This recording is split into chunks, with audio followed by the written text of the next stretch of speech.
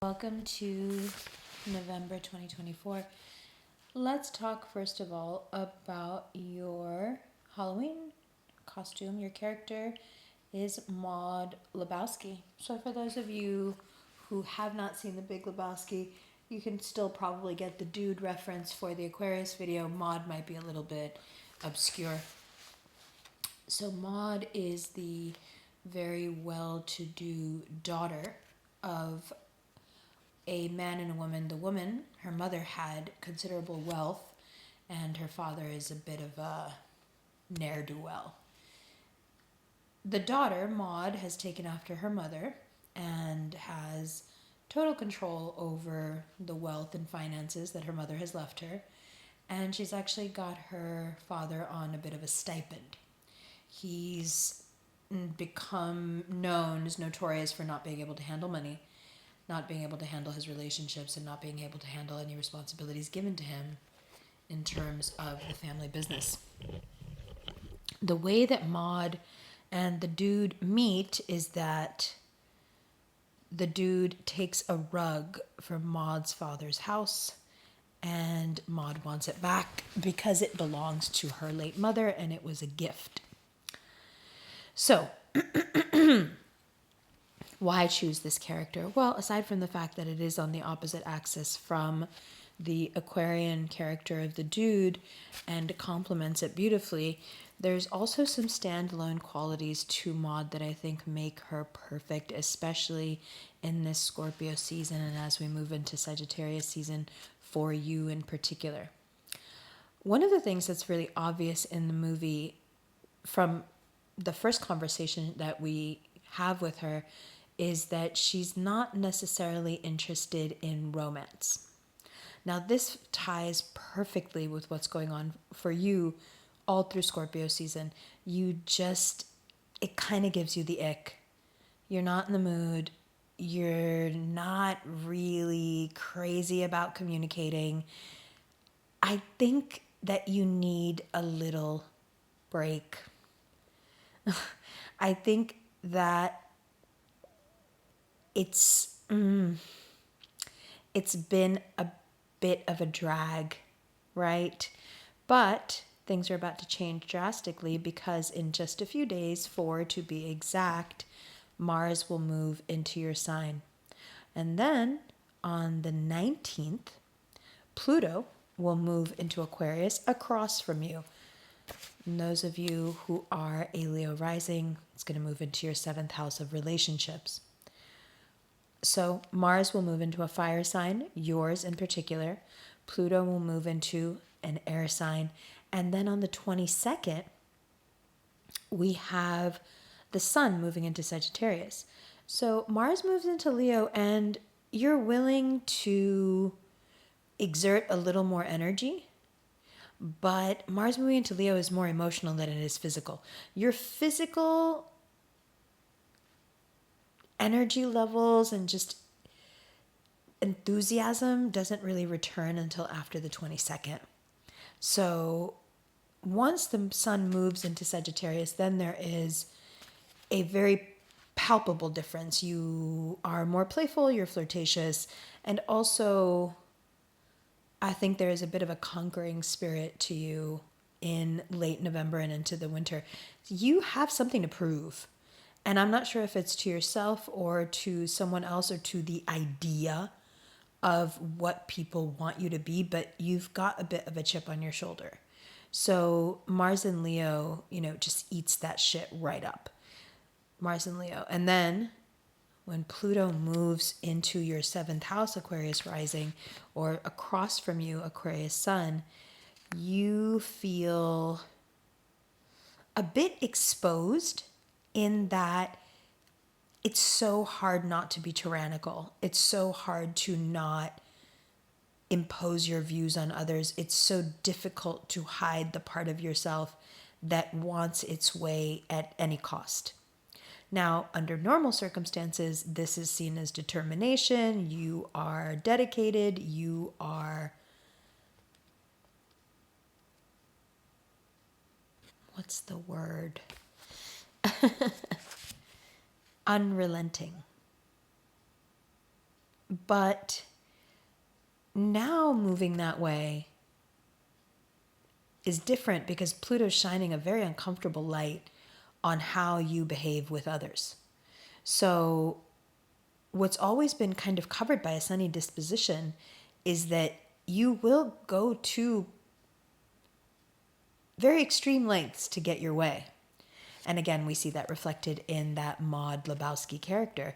When she asks the dude to have a child with her, she actually doesn't ask him until after they've already done the thing, and then is very quick to reassure him that he has nothing to worry about because she doesn't want to have a child with anyone that she has to see socially. So she's come over to his house. She's actually got him to go to the doctor to get him checked out without him knowing for what. And then she's broken into his house twice now, once to get her rug back and another time to slip out of her clothes, slip into his robe and into his house, into his robe, into his bed, and basically proposition him. And then after she gets what she wants, which is presumably to be impregnated, she's quick to point out that it's no big deal. She's gotten what she wanted, and he doesn't really need to worry about anything because he won't be responsible for anything. Now, from our perspective as the viewer, we can see how insane that is. But within the context of Maud's personality, she sees absolutely nothing wrong with it. And the dude, being the dude, abides. You know, he's like, okay, all right, well, that doesn't seem all that bad. But the point is still that she goes to great lengths to get what she wants, and she does ultimately get what she wants. Now, within the context of that film, she doesn't seem tyrannical at all, and there's a reason for that. Even though she does go to extreme lengths, the reason for that is because the way that she's moving, it's direct and seductive, but she's actually done a great job of veiling what her true intentions are. I think sometimes you think that you're being super honest when you lay out what your intentions are, but it can be misread, where you see straightforward, communication and honesty. I think others feel a pressure to agree with you, to take your side, to basically make you happy. And if you stay on the right side of that line, it actually creates a lot of joy around you because people know that they have to show up with a sunny disposition and feeling positive about life, or else there's going to be friction. But the other way, when it goes toxic, the way that it can manifest is people pretending and walking on eggshells around you because they know that if they express how they really feel, that you will get upset, that you may take it personally, that you will see it as a direct affront to what you want, which is to impose your will on others. And I'm not saying you're like this all the time, and I'm not saying you're all like this. I'm saying that in November especially, the tendency to want to impose your will is there, and you're willing to do quite a lot to ensure that, and you shouldn't do any of it. You should just mark my words, you shouldn't do any of it. Now, one of the reasons that you may feel the need to impose some control somewhere is because there are other parts of your life that may feel like they're spinning out of control. One of those being past relationships and the baggage that comes with them. It's so easy to beat yourself up over something that you thought you were over and that you thought you'd forgiven yourself for, and you already realized that person's a douche and there's really nothing to be upset about. And yet, late November can create such a melancholy around someone that you genuinely don't care for anymore, and yet you see the failure of that relationship as a personal affront. You fucked up. You failed. Now, is there really a reason to think this? No. But Pluto is going to do its due diligence when it moves in and, sanitize the house. Has to be done. I got this UV lizer. It's a sanitizer UV light. And the first time I went to go turn it on, it gave me a countdown. And of course, I didn't read the fucking directions. It gave me a countdown, and I was like, fuck, something about this makes me want to leave the room. And I left the room. Came to find out later when I read the instructions that humans, plants, nothing living can be in the room because it's really bad for it. So I say that to say Pluto definitely is UV-lizing the space. And one of the unfortunate side effects of that is anything that may still be lingering in your energy, in your heart, in your soul, in your trauma, in your fascia, what have you, whatever is still lingering there when it comes to past relationship baggage, especially if what's lingering has to do with blame. This is my fault. I did this. I shouldn't have done this. I shouldn't have. If that's where you're at, then it's very possible it's because Pluto just is trying to get all the dirt out of the corners before it takes up long-term residence. Okay, so it's all stuff that needs to be looked at. It is unresolved. So if you have people entering your life right now and they're giving you, vibes of somebody that you've already had a relationship with, someone that you carried a lot of baggage because of, it's that person is showing up the way that they are because it's pointing towards something else. And what it's pointing towards is that regardless of what kind of baggage it was, what people they were, it's all interchangeable. The thing that needs to be looked at and examined and alleviated is this tendency to beat yourself up for the past in a way that is so destructive and debilitating that it keeps you from doing fun stuff. It keeps you from having energy the next day. It keeps you from believing in yourself. It keeps you from having high self-esteem, right? Because you're not allowed to make mistakes, right? That's the downside. And it's not just the downside of being like the golden child. You don't have to be the golden child. Leos are the golden child, whether they want to be or not. Even if there's another sibling that gets all the attention over you or all the power over you, that's not the point. You shine irrespective of where you are in the pecking order, which is why the pecking order fucking hates you. Okay? Now, another thing that happens, we have so much to talk about with Pluto, you guys. Another thing that happens is your emotional insecurities start coming to the surface, start pushing you around, start dictating your life. You can start speaking differently. You can start dressing differently. You can start doing your makeup if you do that differently, because there's some like nagging deep insecurity that's pulling on you. And you know what it wants is for you to have some sort of self-centered outburst, some cause, where someone then it is incumbent to get into a power play with you and tell you what to do, and they're going to dominate the situation. These emotional insecurities push you around so much, especially in November, that you may go out there and pick a fight with someone that has nothing to do with anything, but you feel like this person is impinging on your, sovereignty and you're not going to have that. But really you're being irritated by the brush of a feather who's really imposing on your sovereignty as a person. What's really imposing on you and caging you in are your emotional insecurities. Okay? So why is that happening? Because Pluto is very temperamental, but extremely powerful energy. So you have to be really, really careful. You have an intensely powerful plutonium. You have a very intense power. And depending on how you use it, you can light a city or you can blow up the world. Okay? You have to be really careful how you use this energy. The reason you're having all these emotional insecurities come to the surface and you're acting them out, the reason that past relationships may be coming back up, even if it's you just beating yourself up, it's because transformations, they get into the gunk of things, because transformations, they're meant to create improvement for you, right? So if you get into the gunk of things with people, with yourself, with whatever you've been through, it's that much easier to navigate Pluto for the next however long, because you're realizing that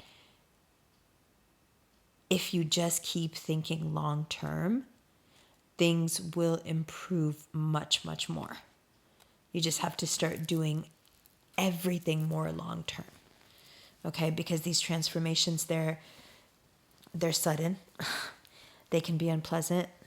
They're not easy. Okay?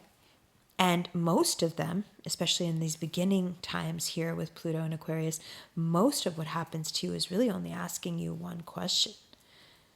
Do you know how to move forward when you don't get what you want? Do you get lost in brattiness and spoiled behavior if you don't get what you want? Do you know how to genuinely move forward into a more mature self, space, circle, etc.? Do you know how to do that?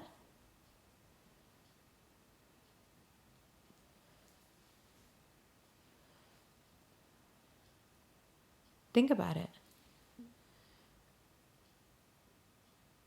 When you don't get your way, do you lose motivation? Do you lose your adventurous spirit? Do you deflate? So what happens now that Pluto's moving into Aquarius, and the only way that it wants to teach you stuff is by not letting you get your way and seeing how you respond to it.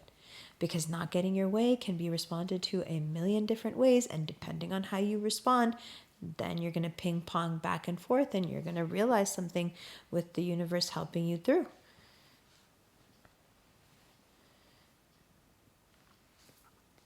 Okay? Now, let's talk about career and money. Now, Venus is the ruler traditionally of Leo rising, your 10th house. So on the 11th of the 11th month, on 11/11, Venus will enter Sagittarius. Now for you, again, this takes things, this zooms everything out. Because your long-term perspective here, the plans that you have, you know exactly what you need to do. The 11th and the few weeks after that completely in every way show you exactly what you need to do, what routine you need to have, how you need to do it to create a long-term success that in the short term really only requires you to have your priorities right, to be disciplined, stick to it. And your strategy simply has to be that discipline can get you there.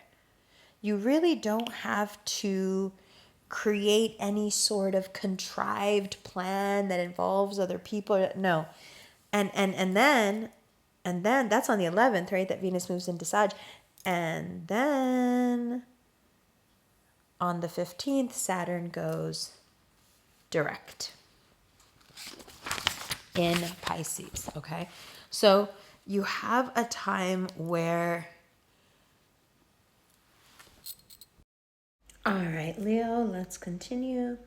We're talking about career and money. So on the 15th, Saturn will station direct in Pisces. And for Leo rising, that's going to be in your 8th house.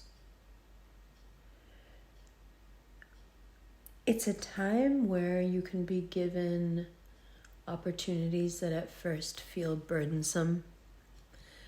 But if you change your perspective a little bit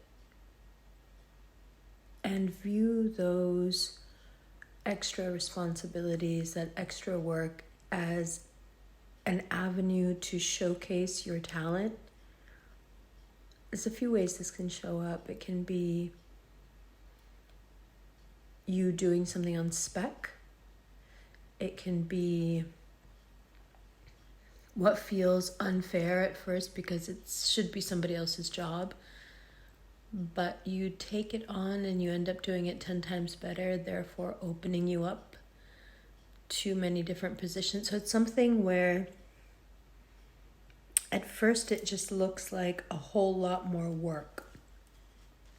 But instead, what it does is it highlights your talents in a way that perhaps is hard for you to self-promote.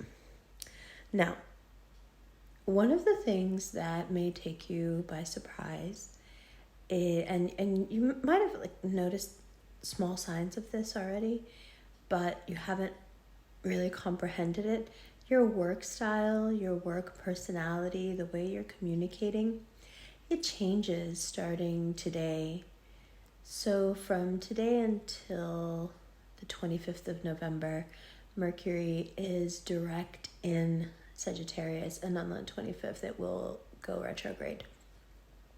So for you, I think that communication will change drastically, but in a very specific area.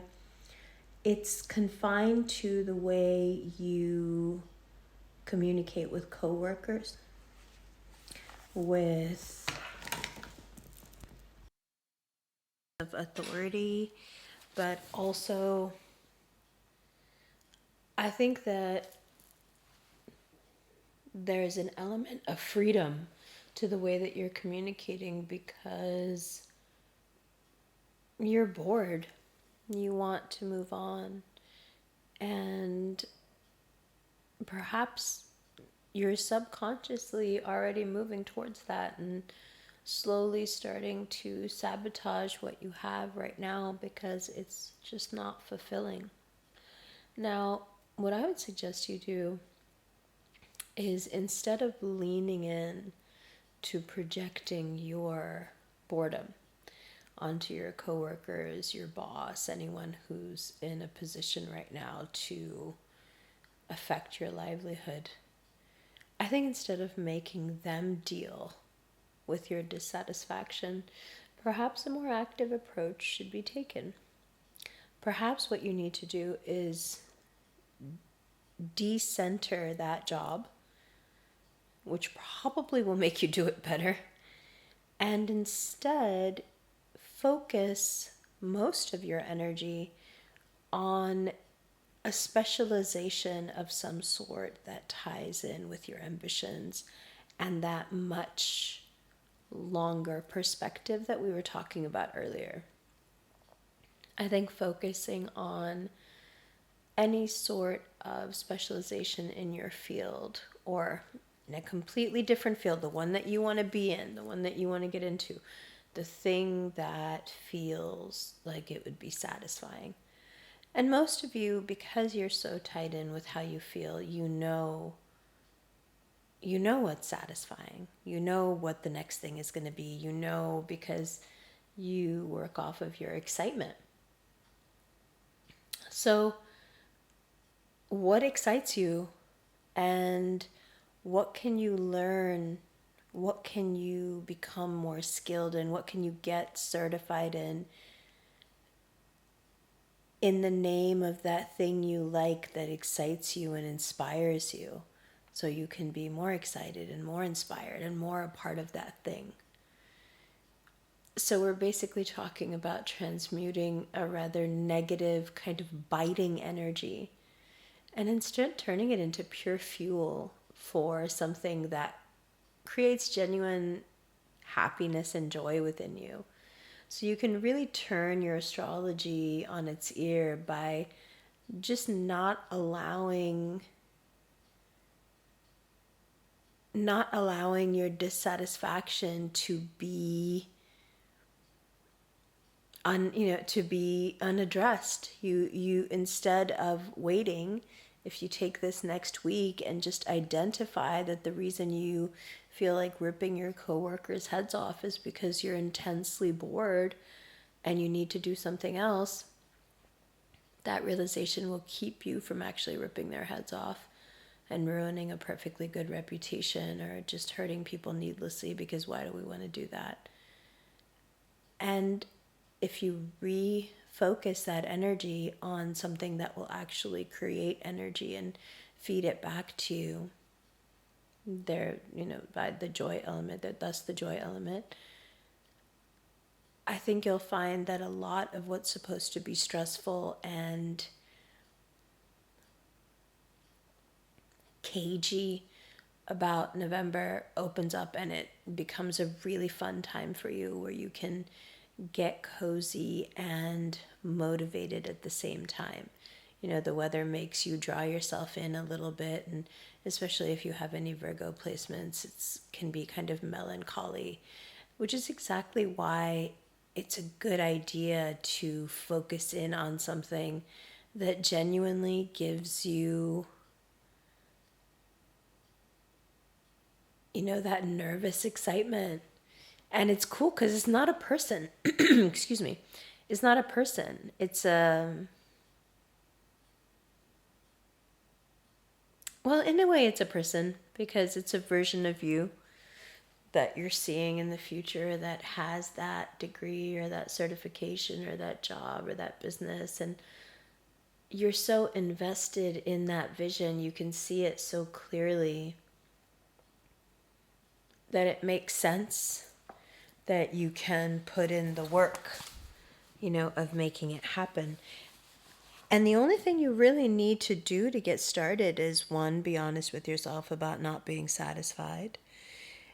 And two, be brave enough to admit that you still have things to learn.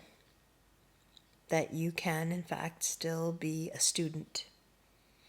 Now, Mercury retrograde in general is a time where most of us are confused, stressed out, distressed. But for you, it's mainly about money. And the way to, some easy fixes here that make the month fly by.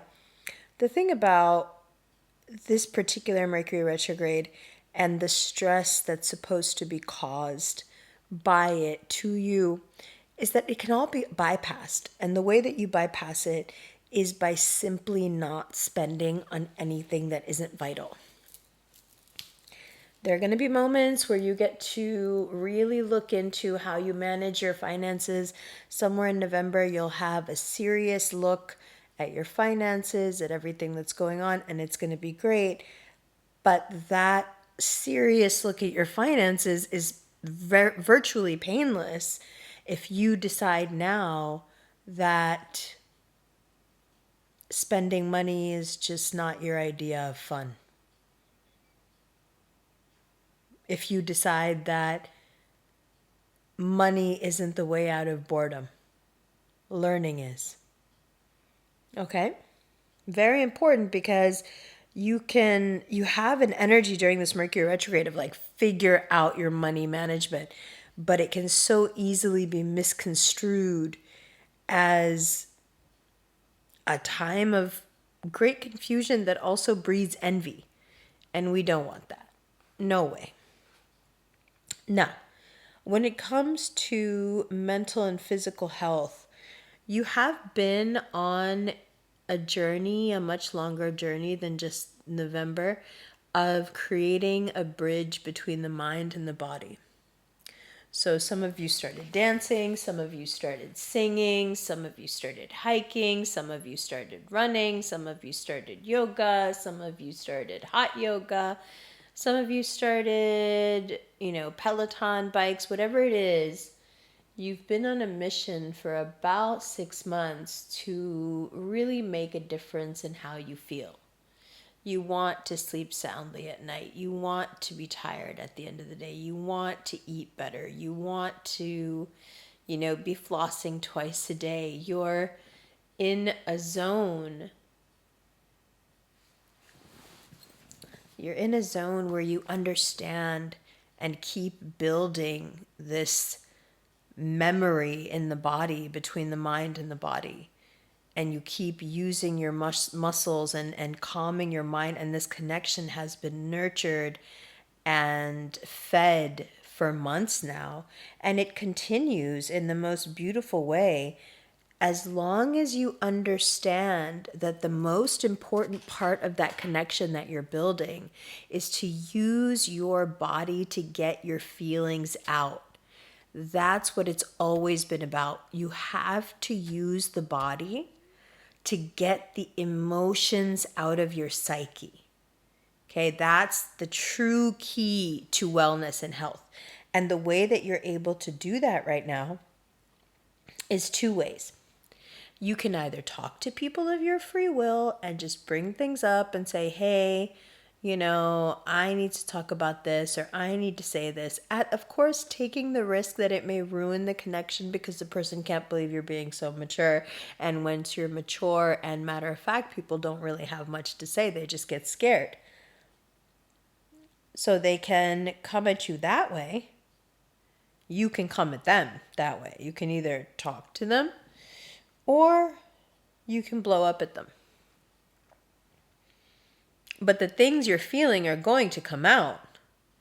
Okay, so we can be in control of the situation, or we can just be someone hanging on for dear life who's already fallen off the horse and is somewhere dragging behind the horse but refuses to let go of the reins. Up to you. What I have written here is you'll either talk or blow up at them. Nice. So, one of the other things that happens at this time that's, it can be a little bit painful, right? There is, how do you say this? It's not painful, it's like embarrassing. There is a certain barrier that some of us have to the realities of life. We don't want to do this or say that, even though we know it would make our lives easier. We don't want to wear that or admit to this because we don't want people to think this or that. Whatever it is that's kept you stuck, that's kept you socially stuck and just at baseline, it comes right up into your face. You are forced, especially after the sun moves into Sagittarius, you are forced to be honest with yourself and just admit what that particular avenue or door is, that leads to being socially stuck. And because it's coming up and you're feeling it so much all through November and into deep winter, you just keep thinking, what is it? What is it? As soon as you're honest with yourself, you will see why you feel socially stuck, why you are socially stuck. No judgment. Okay. And another thing you realize is that you've been like this for a long time. Long time. And the more you think about this, the more you basically are talking yourself into a corner. And once you talk yourself into that corner, what you realize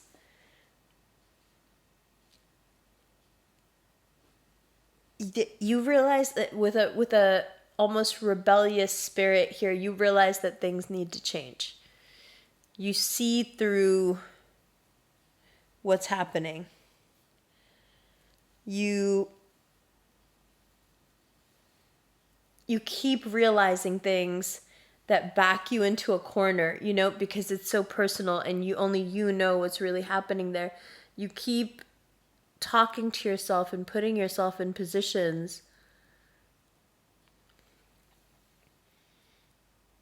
where you can obviously see, just from the thought experiments that you're having, the justifications you're trying to make, that you must change the way you think. You have to. Now, if you're like, well, wow, let's continue. Now, on the 21st, you have the sun moving into Sag. It will ground you. It will pull energy up into you, that fire energy, okay? And there's two things that you should do with it. It's going to sound counterintuitive, but there's two things. You should go have as much fun as possible and simultaneously spend less or close to nothing. Those are the two things. Have as much fun as possible, and just don't make any large impulse purchases or take any large scale impulse trips. Just give yourself the cushion of a few weeks of not spending at all, if you can help it. And I think you'll be amazed. On Patreon, we're going to shuffle and look at some cards for late November. I love you so much, Leo. Okay. Bye. So that you and I can enjoy this family restaurant. I'm out of here. Hey, dude, don't go away, man. Come on, this affects all of us, man. They're basic freedoms.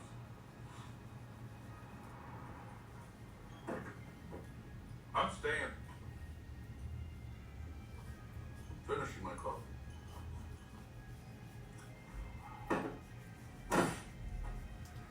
Enjoying my coffee.